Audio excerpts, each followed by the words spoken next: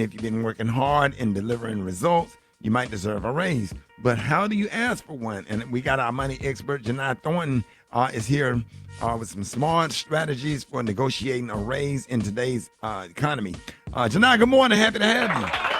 Good morning, Rickey. I'm always happy to be here. Yes. So if your company has recently gone through layoffs, hiring freeze, many employees are afraid to ask for a raise. How do you know when it's the right time to have that conversation? And how can you prepare, so you can ask with confidence instead of fear? Well, think about it this way, Rickey. We really want to make sure that we're reading the business before we make the ask. So a hiring freeze or even a layoff doesn't automatically mean that there's no money for raises. So you want to pay attention to whether revenue is improving, our bonuses being paid, our positions opening back up again, is even leadership talking about growth. Second point is this. You want to look at your own leverage.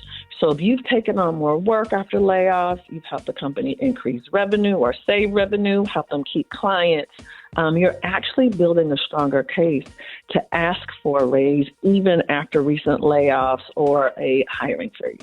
Okay, so I have a lot of questions. I'm going to ask them all at once. Okay, so what's the biggest mistake people make when they're asking for a raise, and what should they do instead, to make a stronger case? And why is it so important to document your accomplishments throughout the year? And what kind of wins should you be tracking before you even negotiate your salary?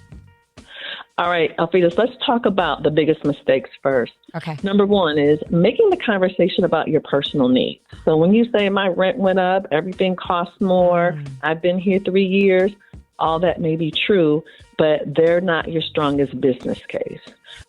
Second mistake people made is not asking for a specific number. You can't just say I'd like a raise. You need to know either the salary percentage increase you want or the exact amount that you're looking for.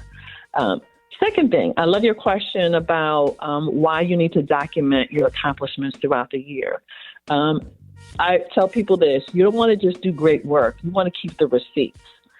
Because we forget, and so do our managers forget. So when review time comes up, you can't rely upon your manager remembering the amazing things that you've done throughout the year or what you accomplished 9 months ago. So I always tell people, please keep a wins file, and you want to update that monthly. So you're putting in emails, feedback from clients or coworkers or leadership, so that way when you're ready to ask, again, now you have these receipts to back up why you deserve this raise. Janai, Now, before you go ahead. my question is this. Look like your employees should see that you come to work every day, you work hard, you do your job or what have you. No, you Why do don't. I have You to don't ask do for a nothing. raise? Hope you ain't talking about yourself. He absolutely is. You already know. Going in, Sounds like going in folks' office, eating up right now. people. I got 2 Lunchables missing out of my office. And I don't know who let you in there, but you better stay out of my office. Well, I thought you Go said ahead, they were Janai, for the I'm public. sorry. We could eat them when we got hungry. I said, no, nobody buy you no damn Lunchable. He said coffee. He said we can have coffee out of his office. Gary, not Yeah. Lunchables. Well, I don't drink coffee. So I Well, then should you a can't have Lunchable. anything out of his office. Whatever. Don't get that deducted from your pay, Gary. Don't let that come out your check. Yeah, the Lunchables ain't cheap. Go ahead, Janai. I'm sorry. Those are the big ones. So, So Gary, personal. think about it this way. We are responsible for shooting our own shot. So, yes, in theory, you would like for the company just to say automatically, you're going to get this whatever percentage raise or dollar amount. But that's why we need to take the responsibility of keeping track of all the amazing things we're doing, how we're making contributions, and then prepare ourselves to ask. Not just ask, but be prepared to ask.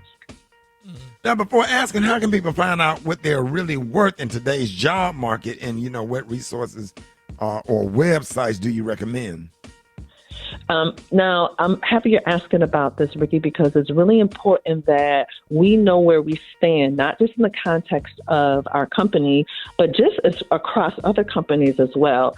So there's a few websites that can be really helpful. Glassdoor, Salary.com, PayScale, Indeed, and also use LinkedIn salary job postings as well, because you want to see what your colleagues are getting paid for similar jobs at potentially other companies, and that also can help strengthen your position. If you have any questions for Jini Thornton, you can hit us up on at 866-9-RICKEY, 866-9-RICKEY. We got Jini Thornton in the building.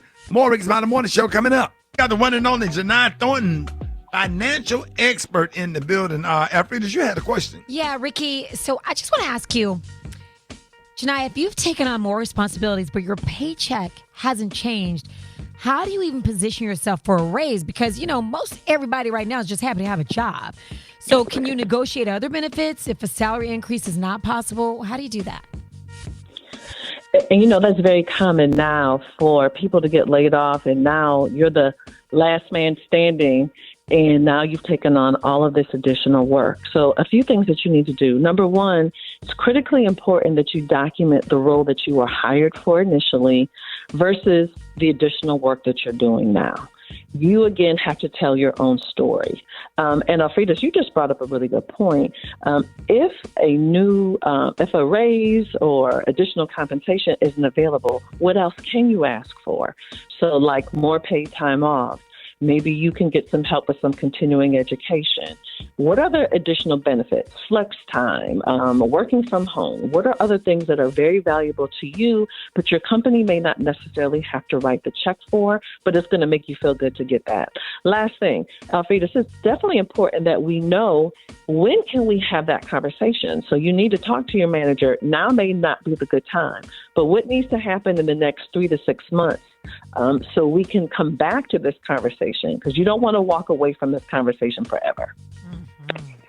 Wow. All right, let's go to the phones. You're on with Jini Thornton. Good morning. My question is, why is it so hard to find a work-from-home job if you're already in the work-from-home field and on LinkedIn after updating your resume so many times? Hey, good morning. Well, we're noticing a trend now of more companies wanting people to come back into the office. Even if it's not every day, they're looking for people to come back in. They're paying all this money on rent. So my suggestion to you is try to be a little bit more flexible. Maybe you can get something that's partially work from home, but be okay with it not being 100% work from home anymore. All right, you're on with Jini Thornton. Good morning. My question is, what if you work for the state and they only give raises every 5 to 10 years? How do you go by asking for a raise when you got a bachelor's degree, a master's degree? What do you do in that case? Hey, good morning. Thank you for your call. I don't think who you work for matters. I think the approach is still the same about showing the work that you've done, showing again your receipts, the accomplishments that you've made, your additional education, being clear on how much additional money that you would like to make. And I would not be letting 3 or 10 years go by. That is something every single year that you should be talking to your manager about. All right, that's good stuff right there. You're on with Jini Thornton. Good morning. Is it mandatory to get a bonus every year? Hey, good morning. Bonuses are not mandatory unless it is part of your contract. And normally they are tied to, some sort of performance, some goal that you have hit. So please keep that in mind that, that is typically leadership or the owner's discretion. And a lot of times it can also be based on how much money is in the pool. How much money do they have to divide up amongst the employees? All right, Jini, let everybody know how you can be reached. Thank you, Ricky. If you have any more questions, you can always follow me at Jini Thornton. That's JiniThornton, and my website is the same. Thank you, everybody. Have a great Monday. Hey, you too. Thank you, Jini Thornton. More Rickey Smiley Morning Show coming up.